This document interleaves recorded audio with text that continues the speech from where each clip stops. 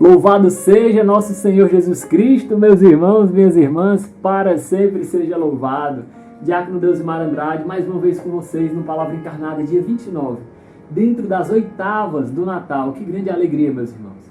Aquela grande festa do Natal, do dia 25, das vésperas, do dia 25 se estende por mais 8 dias, como se fosse uma única e grande festa. Então, Feliz Natal! Não é atrasado, porque estamos no Natal ainda. Hoje, a liturgia da igreja traz uma mensagem muito bela, mas para a gente conseguir aprofundar no que a palavra de Deus nos fala, vamos clamar a presença do Espírito Santo. Vinde, Espírito Santo, vinde por meio da poderosa intercessão do Imaculado Coração de Maria, vossa amadíssima esposa. Vinde, Espírito Santo, vinde por meio da poderosa intercessão do Imaculado Coração de Maria, vossa amadíssima esposa. Vinde, Espírito Santo, vinde por meio da poderosa intercessão do Imaculado Coração de Maria, vossa amadíssima esposa. Com muita atenção, vamos escutar o Evangelho que a palavra de Deus hoje nos fala. O Senhor esteja convosco, Ele está no meio de nós. Proclamação do Evangelho de Jesus Cristo segundo Lucas. Glória a vós, Senhor. Quando se completaram os dias da purificação da mãe e do filho, conforme a lei de Moisés, Maria e José levaram Jesus a Jerusalém a fim de apresentá-lo ao Senhor. Conforme está escrito na lei do Senhor, todo primogênito do sexo masculino deve ser consagrado ao Senhor. Foram também oferecer o sacrifício, um par de rolas ou 2 pombinhos, como está ordenado na lei do Senhor. Em Jerusalém havia um homem chamado Simeão, o qual era justo e piedoso e esperava a consolação do povo de Israel.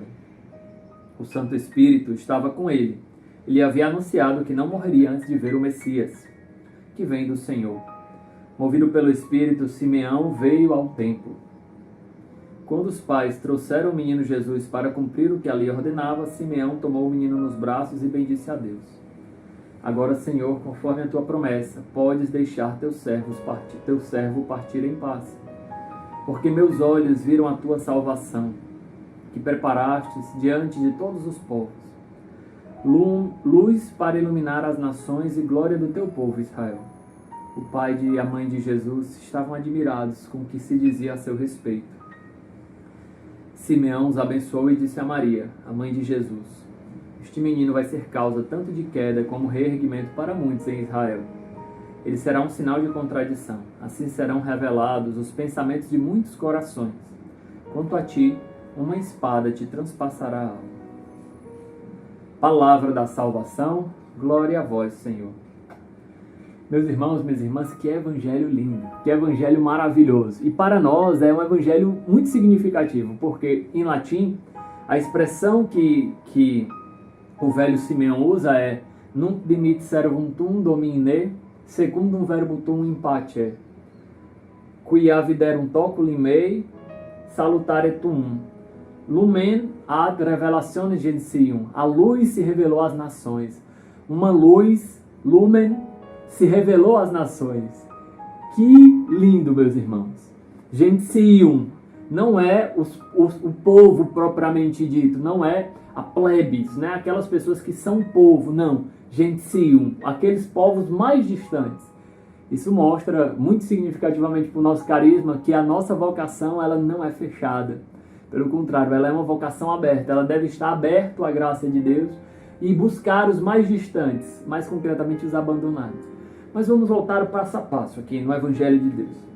A primeira cena que nós temos, e aqui use um pouco da sua imaginação, é Maria levando o menino Jesus no templo.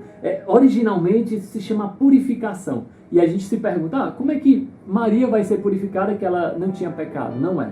É uma purificação ritual, prevista na lei de Moisés, porque toda mulher que tinha o parto, ela se tornava impura.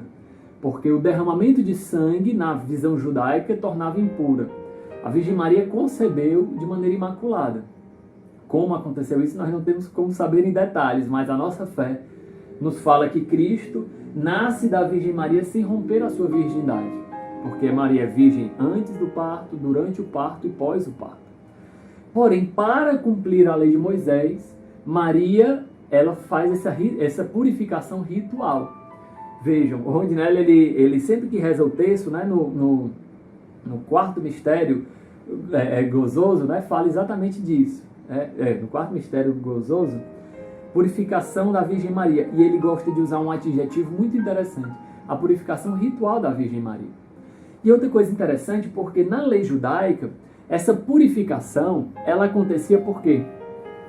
Era o resgate do primeiro filho. Porque todos os primeiros filhos, todas as primeiras pessoas que nasciam, até mesmo os animais, eram de Deus.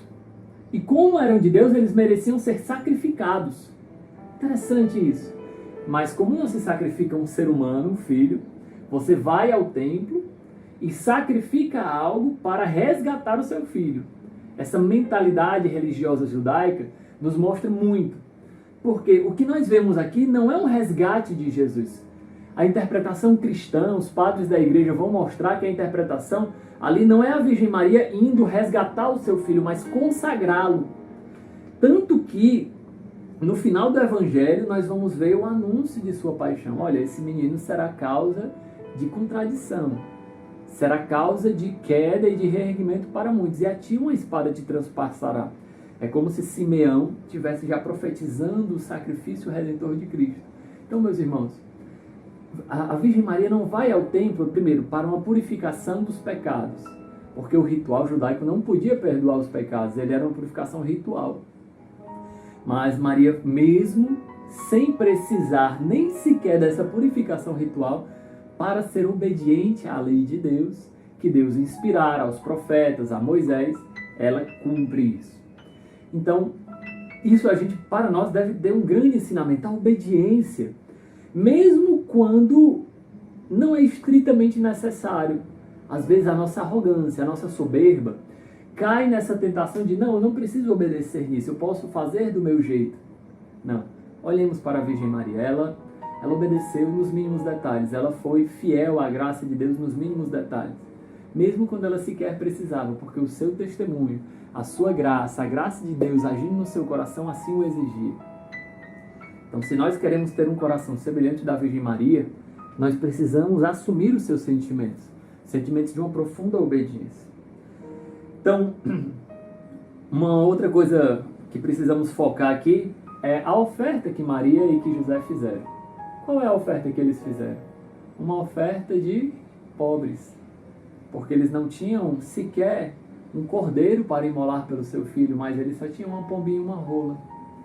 Que era a oferta no livro do Levítico, se não me falha a memória, era a oferta prevista para os pobres. E a Virgem Maria e José eram pobres. Um coração pobre, livre e feliz, de estar entregando o seu filho a Deus, de ofertar a sua própria vida a Deus. Em Jerusalém havia esse homem que tinha recebido essa profecia de que ele iria ver o Messias. Vejam, meus irmãos, e quando ele vê o Messias, ele diz, Senhor, pode despedir o teu servo em paz, eu cumpri a minha missão. Esse homem, ele era tão fixo, tão firme na graça de Deus, que o seu grande projeto de vida era ver a Deus com os seus olhos. Claro que ele se reconhecia indigno, mas quando ele vê a Deus com os seus próprios olhos, ele reconhece uma grande graça extraordinária de Deus e fica tranquilo e em paz. Pode deixar o teu servo ir em paz, porque se cumpriu a minha salvação.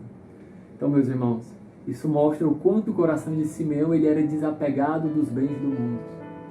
Se não me engano, São Luís Maria Grignion de Montfort fala: como rezamos, venha a nós o teu reino, se somos tão apegados ao nosso próprio reino aqui da terra, aos nossos bens, às nossas glórias, aos nossos prazeres.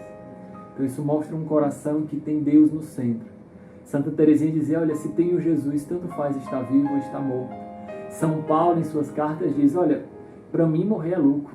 Para mim, morrer é Cristo, é lucro. Mas se pela graça de Deus eu posso ficar aqui na terra para fazer algum bem, eu quero ficar aqui. Então, a minha vontade de viver ou de morrer não é por amor a mim mesmo, para me livrar dos meus sofrimentos, por exemplo, pessoas que desejam a morte de uma maneira depressiva, não. Viver é Cristo e morrer e estar com Ele. É o grande foco, estar com Deus. Simeão, ele tem isso. Ele olha e sente que sua missão está concluída. A sua vida está plenificada porque encontrou a glória, que é Cristo Jesus. Ele viu aquilo que os profetas não viram, anunciaram, mas não viram. Ele tocou aquilo que Moisés não tocou, a sarça ardente, o próprio fogo que queima. Ele tocou em seus braços e ali diante daquele menino ele reconhece um abandonado. Ele reconhece um menino que será sacrificado. Ele reconhece por inspiração do Espírito Santo que aquele menino ele foi destinado à salvação dos homens. A iconografia antiga, né, os ícones antigos, inclusive o Fernandinho gosta muito desse ícone, né, mostra o nascimento de Jesus numa gruta em Belém, mas é um detalhe específico que nos chama a atenção, que o menino Jesus está todo enrolado, quase mumificado, é como se ele já estivesse ali pronto para a morte. Porque aquela kenosis que a gente lê em Filipenses capítulo 2, versículo 5, que Cristo assumiu a condição humana, se fez escravo e assumiu a morte de cruz, por isso que ele é glorificado acima do céu e da terra.